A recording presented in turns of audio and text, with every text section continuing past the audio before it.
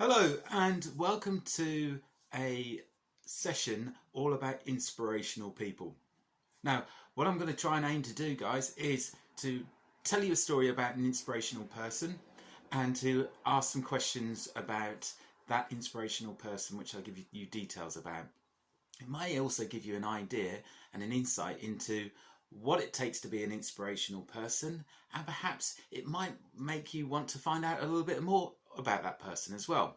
Now, the first person we're going to talk about is somebody who I've talked to in assembly about quite a lot. Her name is Greta Thunberg. Okay, so you may have some background information about her already, but I'm going to ask you some questions about her after I've read a little bit about her. Now, the book that I'm going to be using is this. This is a fantastic book. It's called Rise Up, and it covers lots and lots of stories about ordinary kids with extraordinary stories. So these are inspirational children, similar to your age or a little bit older, and it tells you all about their lives. So, Greta Thunberg, first of all. And this is a picture of Greta. The gutsy tale of Greta Thunberg, Sweden. Greta shifted around, trying to get comfortable on the hard ground. The cobblestones underneath her were cold and rough.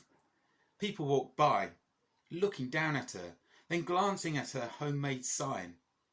She had been sitting here alone, outside the Swedish Parliament building, for 6 hours.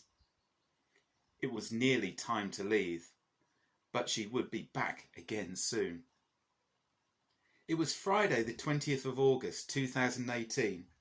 Greta promised herself that she would sit every single Friday from now on, come rain or shine. She would never give up because there was too much at stake.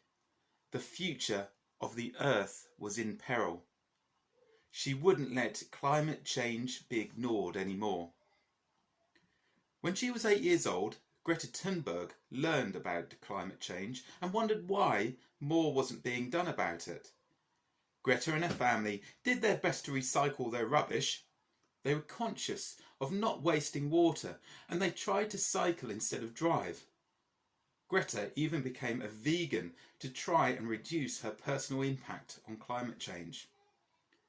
Then, in the summer of 2018, a scorching heat wave hit Europe and devastating forest fires broke out in Sweden. It was impossible for Greta to overlook this. She knew it had happened because of climate change. Greta was 15 and she realised she had to do something more for her generation and for all generations to come. So she decided to go on strike. She painted a sign on a piece of wood that said, "School Strike for Climate." Instead of going to school that day, Greta cycled to the Parliament building and sat down outside. She would make her voice heard. She would make the government and the big companies take notice of her and take urgent action against climate change. That first day, Greta sat alone. On the second day, a few people joined her. Since then, Greta has never been alone. Gradually, thousands of children from more than 100 countries around the world have joined her, holding their own climate strikes on Fridays. Greta had started a movement, now known as Fridays for the Future. She has appeared on TV and spread her ideas by giving TED Talks and by speaking at important world events such as the United Nations Climate Change Conference. This is even more of an achievement for Greta, as she has Asperger's syndrome and often finds it difficult to communicate with other people.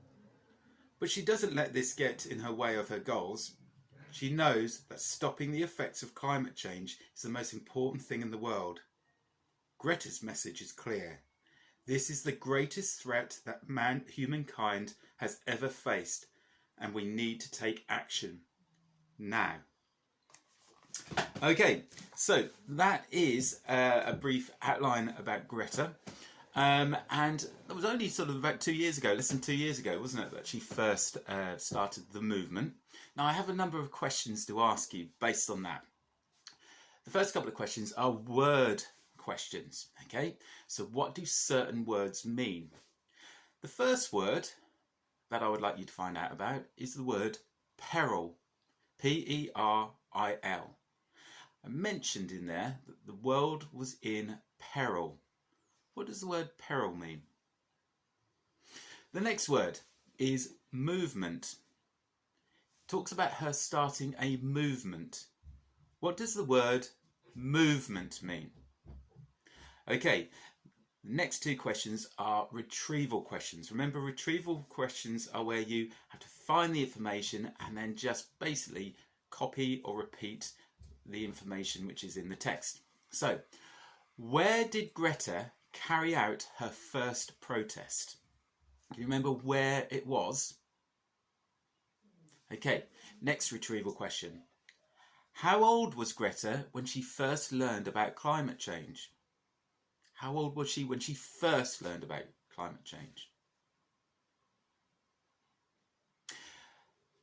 This one is a slight inference question where you have to kind of use your own knowledge, your own insight to answer this one. It is, what environmental issue in Sweden prompted Greta to protest? There was something that happened in Sweden that caused her to make a stand and to go on her first strike. What was it? And finally, I think this is the most challenging question. I would like you to answer this inference question like APE. Okay, now for those of you not sure what APE means, A stands for answer, so you say I think. P stands for prove it, so you say because. And E stands for example, for example. Okay, so it means that you're saying your answer, but you're giving evidence to support your answer. So the question is this: what do you think about Greta? What do you think about Greta Thunberg? Now, you may agree with what she does, or you may disagree. But whatever your answer, you need to say why. So you need to say because, and then give an example why. It might be an example from the text that I just read, or your own knowledge of what you know about Greta, or the things that are in the news at the moment. Okay, so that was our quick session about inspirational people, and it was an inspirational child or teenager this time. But in the next couple of days, I'll be picking different people and asking questions as well. Hope you enjoyed it. If you want to put any answers down, you might want to say the answers or write them down, or email me, or email our Facebook, put it on Facebook post, school Facebook post, that's great, or even put it in the comments below. Okay, bye-bye.